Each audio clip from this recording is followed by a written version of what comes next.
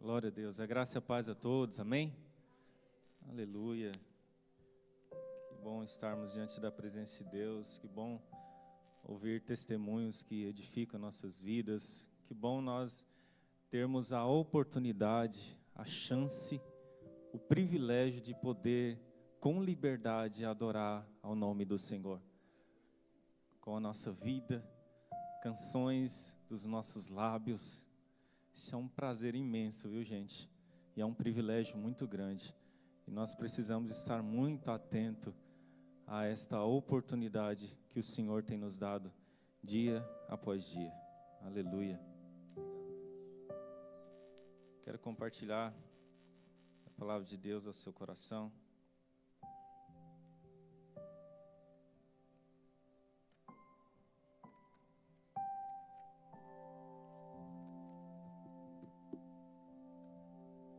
Eduardo, já pode colocar o texto base que eu passei para você, já tá? Glória a Deus. Vamos lá, pessoal. Abra sua Bíblia em 1 Coríntios, capítulo 15, versículo 47.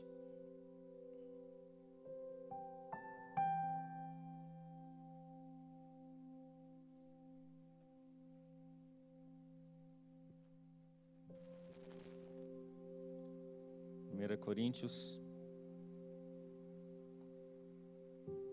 capítulo 15, versículo 47.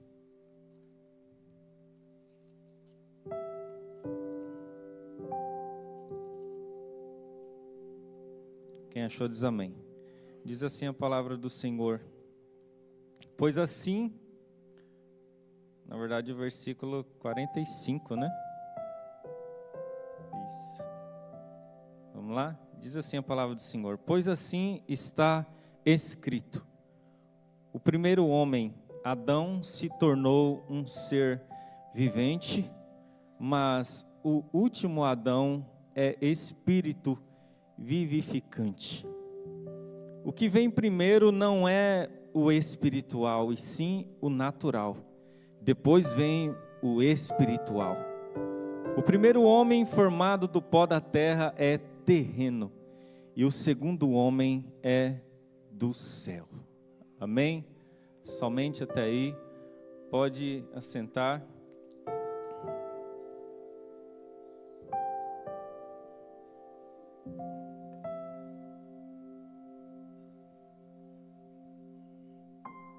Quero trazer uma mensagem ao seu coração nessa manhã, e eu peço para você o máximo de atenção possível. Vou tentar o máximo de ser breve. Eu acredito que quem me conhece aqui há alguns anos sabe que eu tenho alguns minutos disponíveis com vocês. Quem concorda diz amém.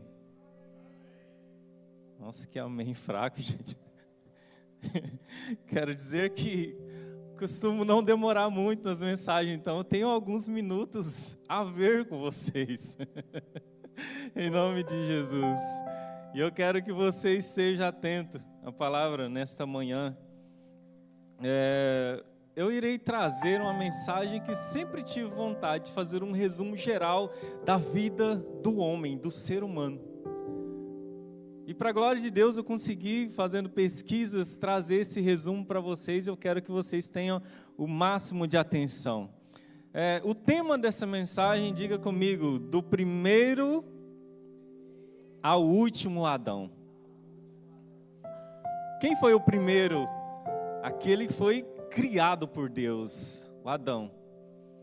Como nós lemos na palavra, foi criado do pó da terra. Era um homem natural. E quem foi o segundo Adão registrado na palavra de Deus? 1, 2, 3. Vamos, gente, quem foi o segundo Adão? Que foi que nós acabamos de ler. Qual foi o segundo Adão? 1, 2, 3. Jesus, gente. Este Adão, esse segundo Adão, é o Adão espiritual, vindo da parte de Deus. Então vamos lá, fazendo um resumo completo da vida do homem registrado na palavra de Deus, nós podemos já começar, fazendo esse panorama, falar sobre a criação e a queda. Foi assim, né, gente? Deus criou o homem com tanta perfeição, o homem caiu no pecado e infelizmente foi separado da vida de Deus. Segundo, nós vemos também o que? A arca de Noé, né? Vemos o cuidado de Deus naquele instante, a pregação foi feita, foi anunciada a palavra, mas as pessoas que ali estavam não creram na palavra, e simplesmente Noé e a sua família foi salvo daquele dilúvio. E também nós vemos a Torre de Babel, os construtores, o Val não estava lá naquela época. Meu irmão, ele é pedreiro, eu acredito que ele não iria fazer parte desse complô, sabe? Mas aquele povo intentou em fazer uma torre que alcançasse até o céu. Meu Deus, e chegou ao ponto de Deus falar assim: nessa unidade que esse povo está tendo aqui, eu vou ser obrigado a fazer alguma coisa, senão eles vão conseguir sim levantar essa torre. E aí veio essa confusão de línguas, né, irmãos? Oh, meu Deus, seria tão bom se a gente falasse todo mundo a mesma língua, né? Aí teve que trazer essa confusão para que o povo não tivesse mais nenhuma comunicação. O cara falava, traz o cimento, o quê? Argamassa, a areia, ele não conseguia mais entender o que um estava falando. E aí não foi suficiente para dar continuidade naquele trabalho. E aí depois da Torre de Babel, nós vemos nas Escrituras Sagradas a era dos patriarcas, Abraão, Isaac e... entendi, Cleito. É porque alguns falaram Jacó, né? Sim, Jacó, que teve o seu nome mudado para Israel. Amém? Então, essa é a era dos patriarcas, né? Abraão, que foi o pai de muitas nações. O Isaac, que foi o quê? O filho da promessa, aquele mesmo que o próprio Abraão teve que subir com ele ali no Monte Moriá e sacrificar, e Deus vai e interrompe aquele sacrifício, pois já sabia que naquele instante Abraão estava sendo fiel ao seu Deus. E nós vemos também a Jacó, né, que tornou-se Israel, né? Jacó é o mesmo, olha aqui para mim, aquele mesmo que enganou seu irmão Esaú, né, mas que recebeu o direito da primogenitura e foi extremamente abençoado por Deus. Então, essa era, né, dos patriarcas. E futuramente, né, nós sabemos que Jacó, ele seria, né, o pai de 12 filhos, que se tornaria 12 tribos de Israel. Amém? Não sei se vocês lembram até esta parte. Logo após vemos a história de José, né, que se torna o quê? O governador do Egito. Um homem que padeceu muito, né, que talvez não estava entendendo o que estava acontecendo na vida dele, mas nós vemos através da grande dificuldade o cuidado de Deus, não somente para a vida de José, mas toda a sua família. José, um homem que foi uma bênção nas mãos do Senhor. E não somente isso, José, ele também leva consigo toda a sua família para morar no Egito, porque somente ali havia mantimento para que ele e a sua família não passasse fome, não padecesse fome naquele momento de escassez. Dando continuidade, José morre. E outro faraó foi levantado, e esse faraó não conhecia a história de José, gente. E aí depois que José morre, a sua família, como havia um grande crescimento naquela época, eles padeceram muito, porque este faraó começou a perseguir o povo hebreu, o povo de Deus. E estando naquela terra começa o quê? O grande trabalho, o trabalho excessivo. De tal maneira, gente, que aquele povo não tinha tempo nem de descansar. A única coisa que eles tinham é o mantimento, só. Mas o trabalho excessivo. Irmãos, 400 anos. Na verdade, ao todo é 430 anos, viu, gente, que eles estavam naquela terra do Egito. Mas 400 anos de puro e grande sofrimento. A tal ponto que o povo de Deus começa a clamar, dizendo: não queremos mais ficar nessa terra, Senhor, salva-nos. É interessante que nunca foi o suficiente. Aquele povo vai e se arrepende, e Deus levanta agora um grande homem chamado Moisés. Moisés, eu considero ele como se fosse o Rambo da nossa época. Só que esse Rambo, ele não tinha ali as flechas, ele não tinha a ponto .50, não tinha. Não tinha, gente. Só que esse Rambo daquela época, ele era um homem gago, tadinho, gago, e ele só tinha um cajado na mão. E aí você imagina esse Rambo chegando diante do poderio de Faraó, dizendo: o eu sou, aleluia, o grande eu sou, disse para mim vir aqui e libertar o meu povo.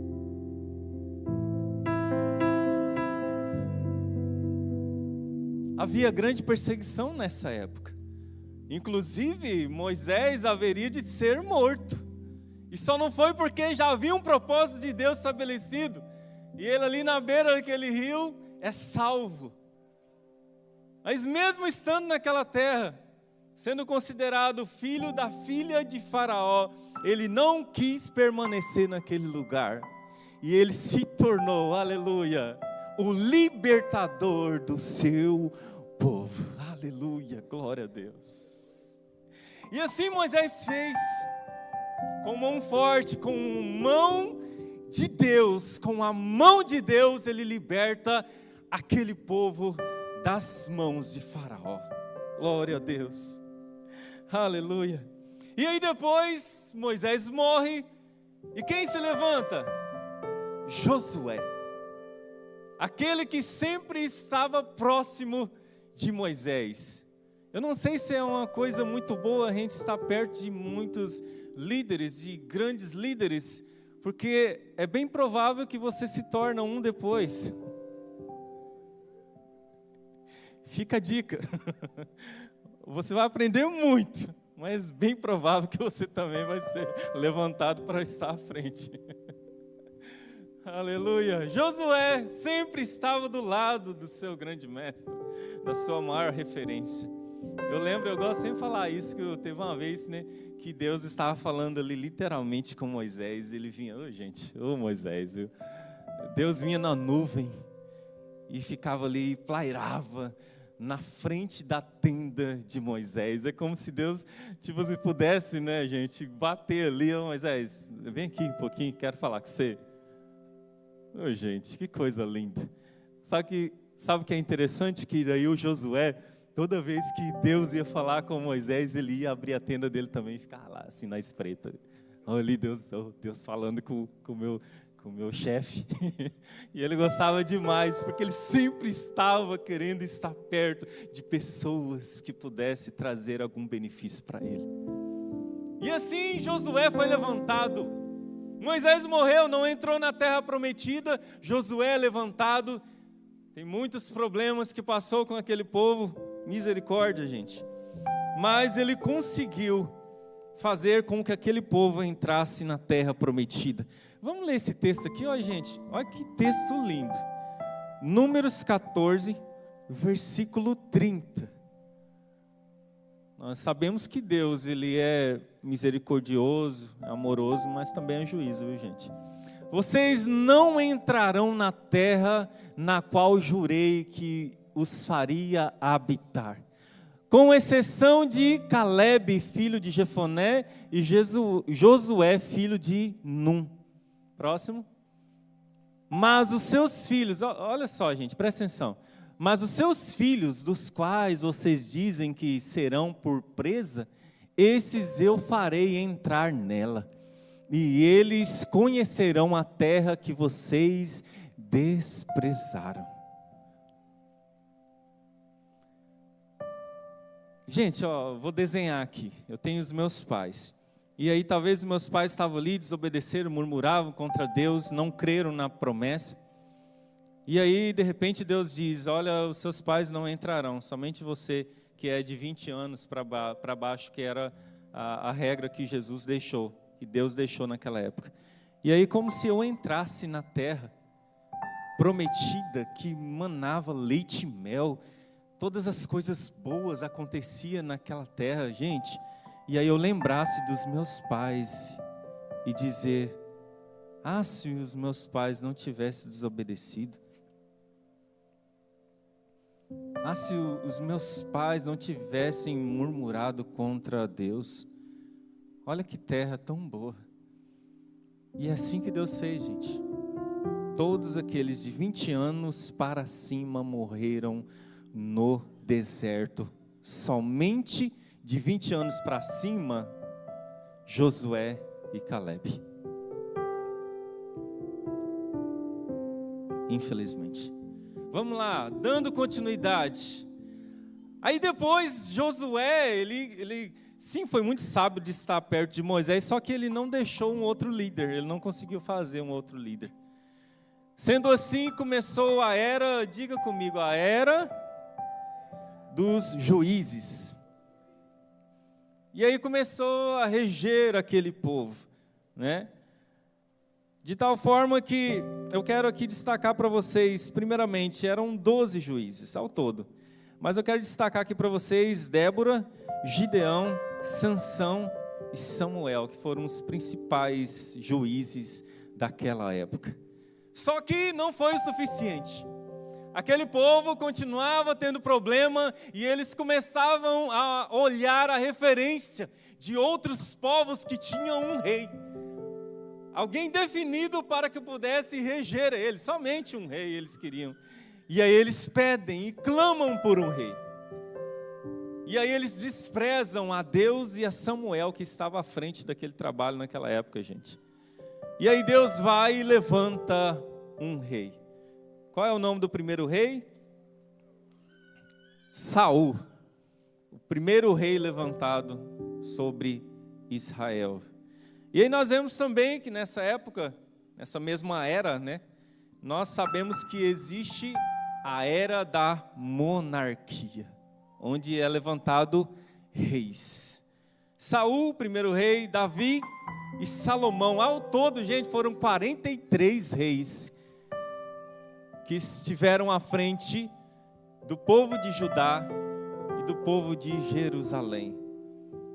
Só que depois que Salomão ele morre, o reino é dividido. Olha só, aí começa o reino do sul e o reino do norte.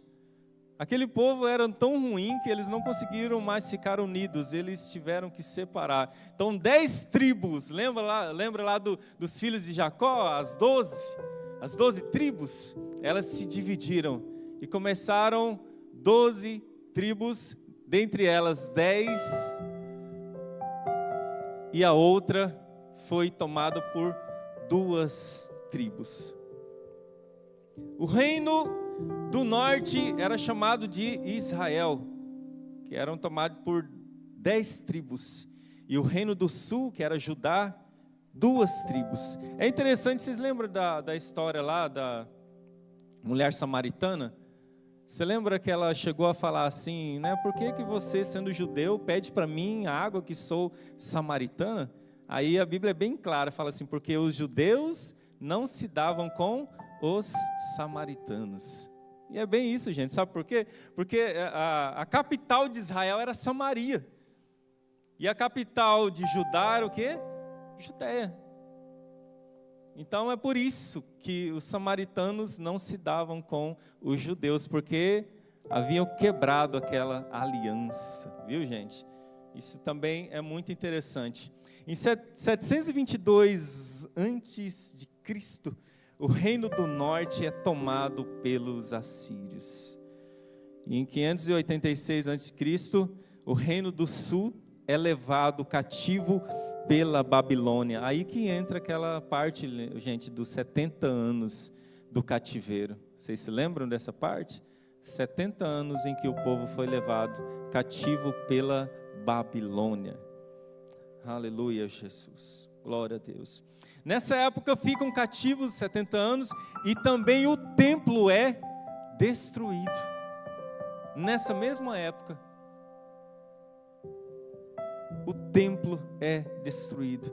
70 anos depois em que o povo estava ali cativo, gente, né? O rei Ciro, ele promulga um decreto do retorno do seu povo à sua terra. E ali eles ficaram por 70 anos cativos, e aí o rei Ciro, ele decide com que aquele povo iria retornar para a sua casa. E aí quando a gente fala sobre a palavra de Deus, nós não podemos deixar de falar sobre os profetas. E aí os profetas que disseram e profetizaram para o reino do sul, era Isaías, Jeremias, Miqueias, Sofonias, Naum, Joel, Obadias. Durante o exílio, Ezequiel, Daniel.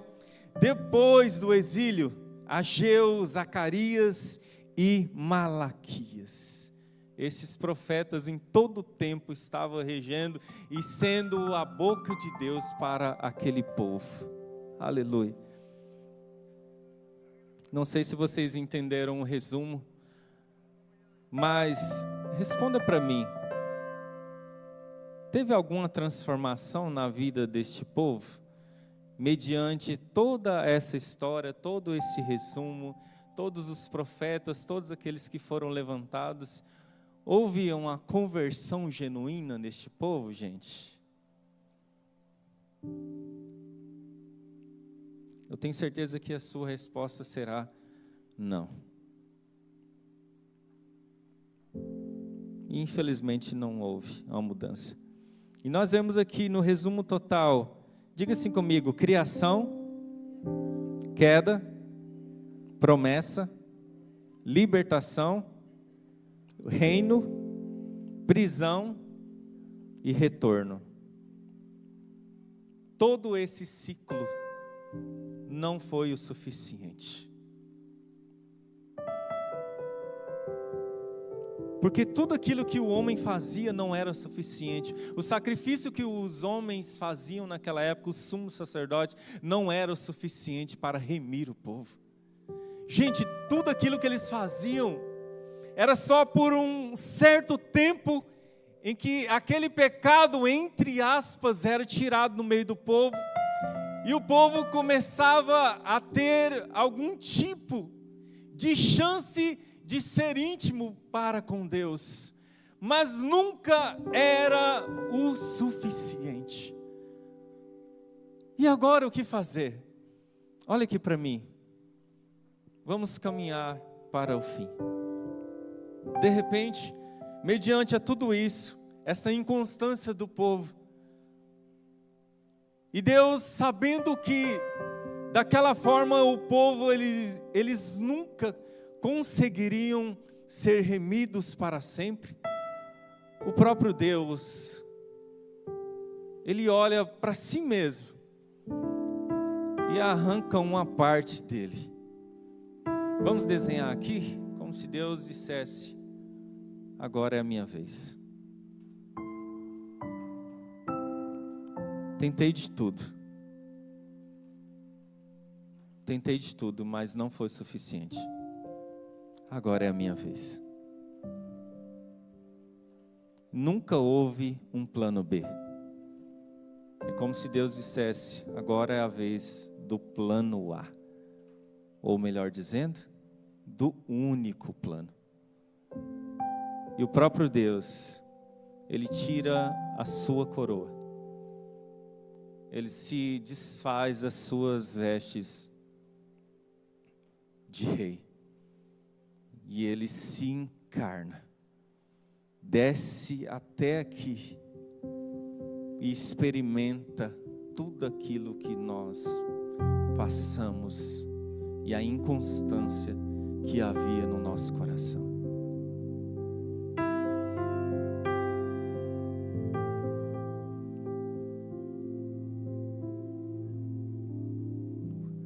O único sacrifício que poderia remir o povo de uma vez por todas era o sacrifício de um cordeiro imaculado, sem ruga, sem pecado, puro. A única forma que a ira de Deus poderia ser extirpada de uma vez por todas era sobre um sacrifício perfeito. E Ele resolve, aleluia, descer aqui. E é interessante, gente, que diante do último profeta, Malaquias, houve 400 anos de silêncio de Deus. De repente, quando o próprio Deus diz para o seu filho: filho, é a sua vez de descer. E aí se levanta um profeta após 400 anos de silêncio, o profeta João Batista, aleluia. E quando Jesus se manifesta, Ele mesmo diz: eis aí o Cordeiro de Deus, que tira o pecado do mundo. Eis aí o Cordeiro de Deus, o único que conseguirá tirar de uma vez por todas o pecado da humanidade. Cristo vem, se manifesta, padece e sofre por nós, e faz o sacrifício perfeito diante de Deus, aleluia, aleluia. João 3,16, porque Deus amou o mundo de tal maneira, que deu seu Filho unigênito, para que todo aquele que nele crê, não pereça, mas tenha a vida eterna. Deus enviou seu Filho para o mundo, não para que condenasse o mundo, mas para que o mundo fosse salvo por ele. Quem crê nele não está condenado. Eu repito, quem crê no Filho de Deus não está condenado. Porém, quem não crê já está condenado, porquanto não crê no unigênito ou no único Filho de Deus. A condenação é essa: que a luz veio ao mundo e os homens amaram mais as trevas do que a luz, porque as suas obras eram más. Atos capítulo 4, versículo 12. Aleluia. Glória seja dado ao nome de Jesus. Vamos ler a palavra de Deus. E não há salvação em nenhum outro, porque debaixo do céu não existe nenhum outro nome dado entre os homens pelo qual importa que sejamos salvos. O sacrifício perfeito, somente no nome de Jesus. Somente Jesus pode salvar o homem. 1 Timóteo capítulo 2, versículo 5, porque há só um Deus, um só mediador entre Deus e os homens, Cristo Jesus, homem, a qual deu a si mesmo em preço de redenção para servir de testemunho ao seu tempo. Jesus é o único mediador entre nós e Deus, porque Ele fez o sacrifício perfeito em prol das nossas vidas. Eu encerro este momento trazendo um texto da palavra de Deus, que está em Hebreus capítulo 10, no versículo 8. Um texto lindo, gente. Eu vou encerrar aqui, mas eu quero que você redobra a sua atenção. Acompanhe a leitura da palavra de Deus. Aleluia. Depois de dizer: como acima, sacrifícios ofertas, holocaustos e ofertas pelo pecado não quiseste. Aleluia. É Deus dizendo, Ele não quis mais. Ele não queria mais a oferta de animais. Nem deles te agradaste. Coisas que se ofereceram segundo a lei. Num segundo momento acrescentou, eis aqui estou para dizer, para fazer, ó Deus, a tua vontade. Quem disse isso, gente? O próprio Jesus. Eis aqui estou para fazer, ó Deus, a tua vontade. Ele remove o primeiro para estabelecer o segundo. Aleluia. Adão sai de cena, viu, gente? E o segundo Adão entra em cena. Nessa vontade é que temos sido santificados, mediante a oferta do corpo de Jesus Cristo, uma vez por todas. Ora, todo sacerdote se apresenta dia após dia para exercer o serviço sagrado e oferecer muitas vezes os mesmos sacrifícios que nunca, jamais podem remover pecados. Jesus, porém, tendo oferecido para sempre o único sacrifício pelos pecados, assentou-se à direita de Deus, aguardando daí em diante até que os seus inimigos sejam postos por estrado dos teus pés. Porque com a única oferta aperfeiçoou para sempre os que estão sendo santificados.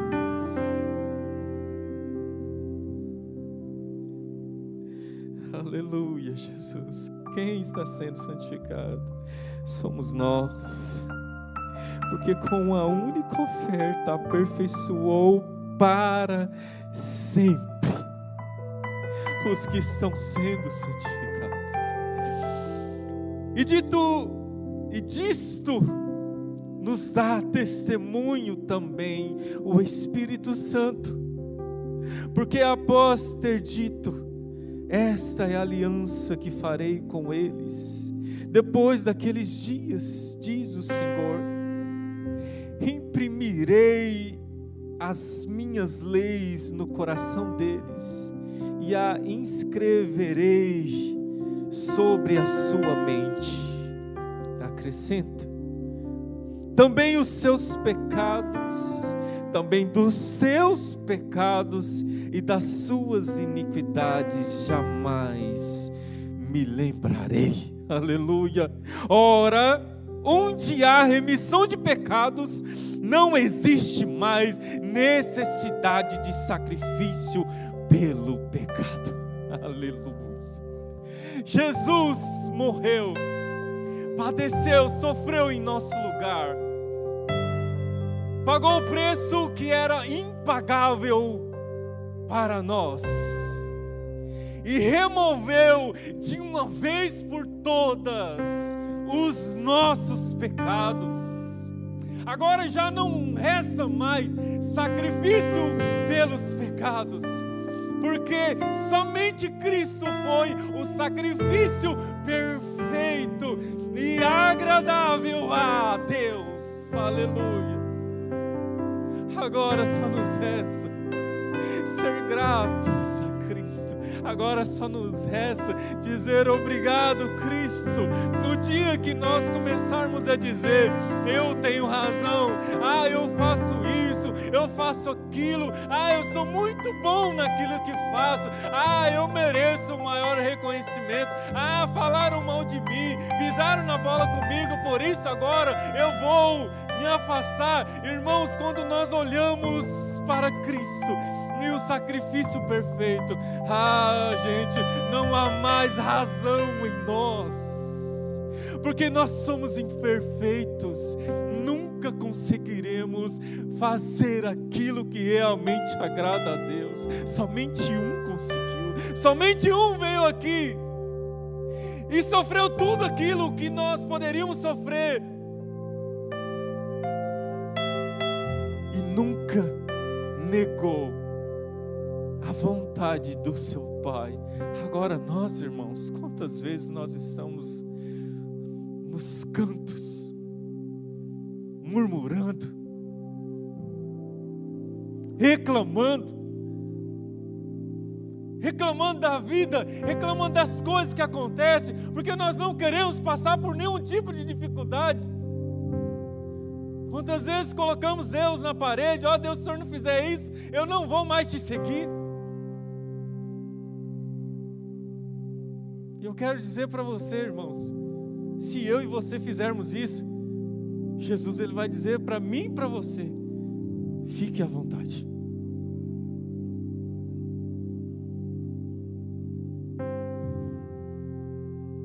Porque somente aqueles que querem, somente aqueles que não conseguem viver sem Cristo, é que conseguem permanecer na presença dEle.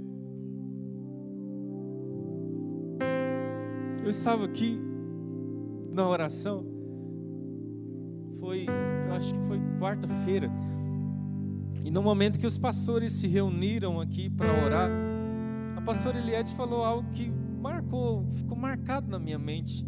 E na oração que ela fez, ela dizia assim: Senhor, que a nossa vinda aqui às 5 da manhã não seja simplesmente para nós dizer para as pessoas que nós estamos vindo aqui.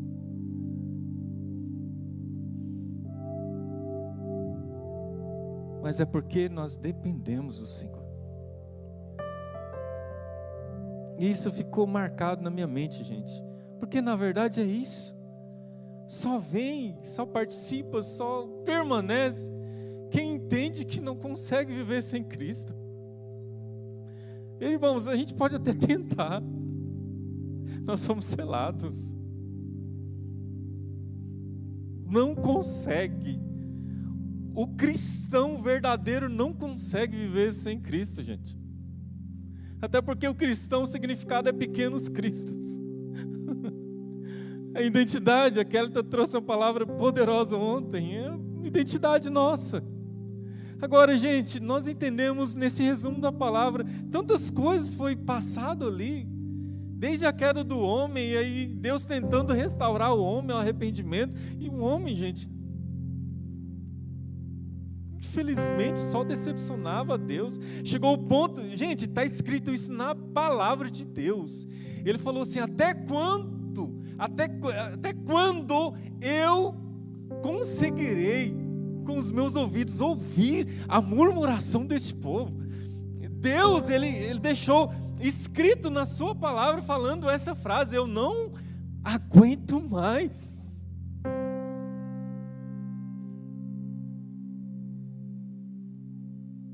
Até Moisés interceder, chorar, e não foi suficiente mais.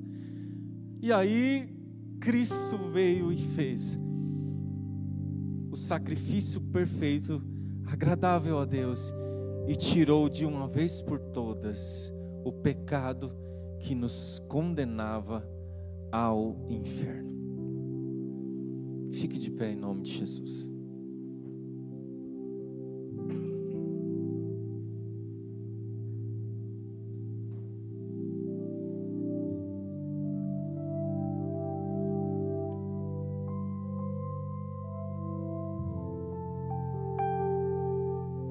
Aleluia, vamos orar. Esse é um tempo, um momento que Deus fala conosco através da sua palavra. Que Cristo é suficiente em nossas vidas. Diga comigo: Cristo é suficiente na minha vida.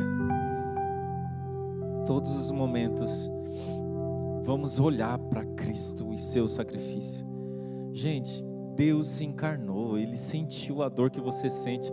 Quantas vezes a gente esquece disso? Gente, eu estou falando de mim mesmo, sabe? Quantas vezes a gente se esquece? A gente fala assim: Deus está no céu, Cristo está à destra de Deus, então Ele não sabe o que eu estou passando. Se não me falha a memória, Hebreus capítulo 3, versículo 15. Põe para mim, Eduardo, para ver se é esse texto mesmo. 4:15.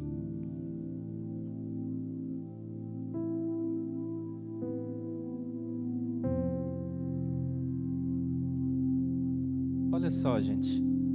Vamos ler? Porque não temos sumo sacerdote que não possa se compadecer das nossas fraquezas.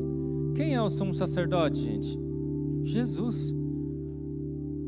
Pelo contrário, ele foi tentado em todas as coisas, a nossa semelhança, mas sem pecado.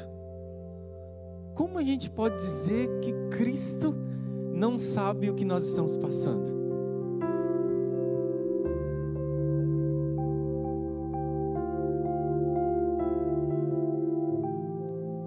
Vamos orar? Pai, nós continuamos diante da sua presença. Obrigado por esta palavra, Senhor. Obrigado, meu Deus, por essa mensagem que o Senhor trouxe ao nosso coração. Nós sabemos, meu Deus, do início ao fim, do primeiro ao último Adão, que o Senhor resumiu toda a história. E hoje ainda nós estamos aqui, mas o Senhor já está à porta. O Senhor já está à porta. E quantas pessoas já morreram? Nós ainda estamos aqui. E nós precisamos ainda, Senhor, continuar professando que Tu és o Cristo, o Filho de Deus.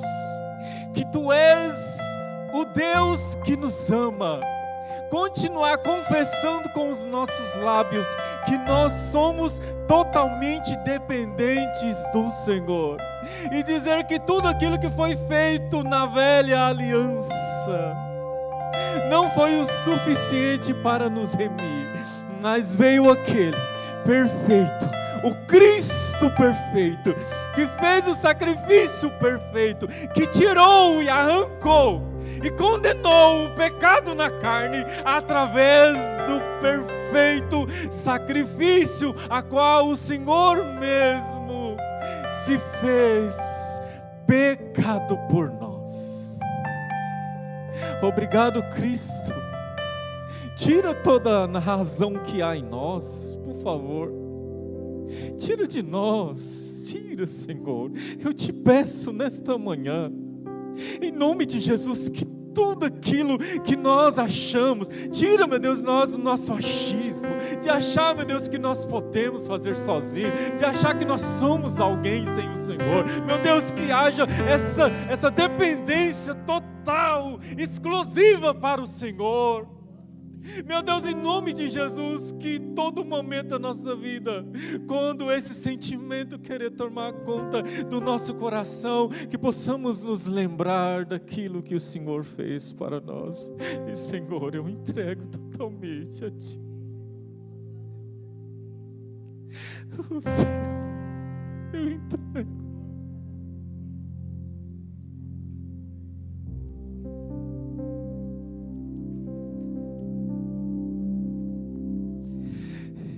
Entrego minha vida ao Senhor.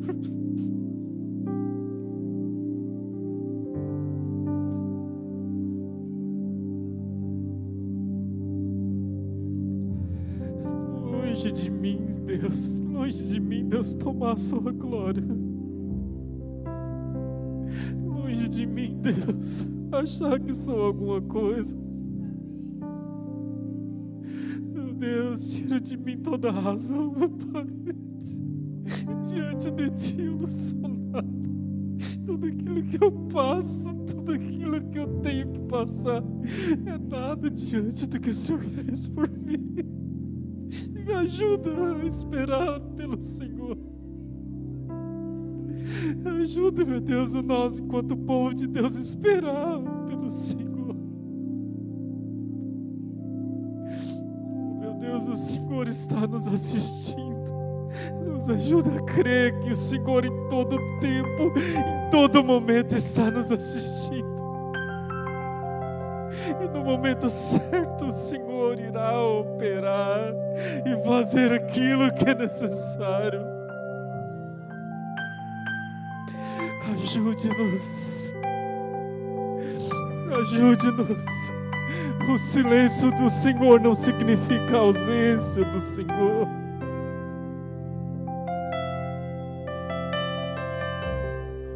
O teu silêncio não é ausência.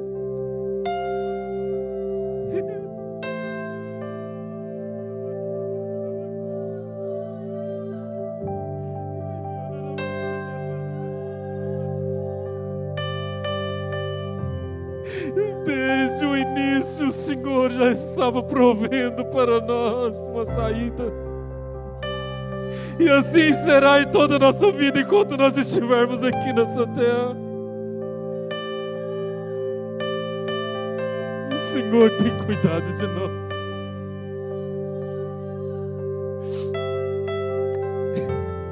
E mesmo que se a nossa casa terrestre desse tabernáculo se desfizer, contudo, temos do Senhor um edifício, uma casa não feita por mãos eternas no céu. Sendo assim, Deus, se for a tua vontade de se fizer e desfazer toda essa casa terrestre aqui, sinta-se à vontade.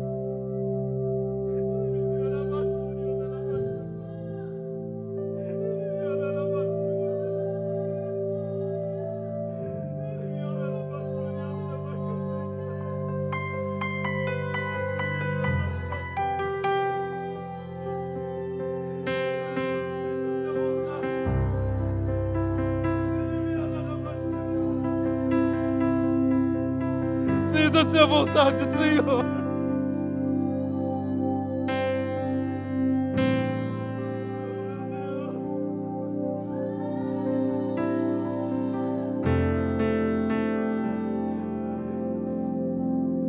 Enquanto estamos nesse corpo, gememos, esperando a manifestação dos filhos de Deus.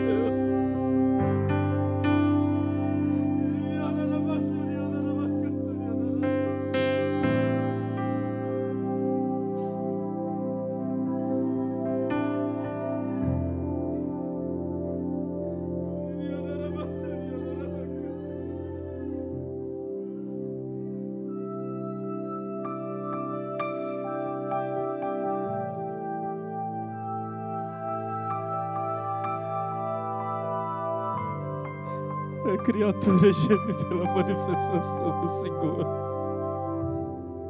Oh, meu Deus, o Senhor criou um roteiro, uma história. Graças ao Senhor fazemos parte dela, Deus. Oh, meu Deus, obrigado por morrer em meu lugar. Não sou nada sem Ti. E o seu povo que aqui está também não é nada sem o Senhor. Que todos os dias possamos reconhecer essa verdade. Em nome de Jesus.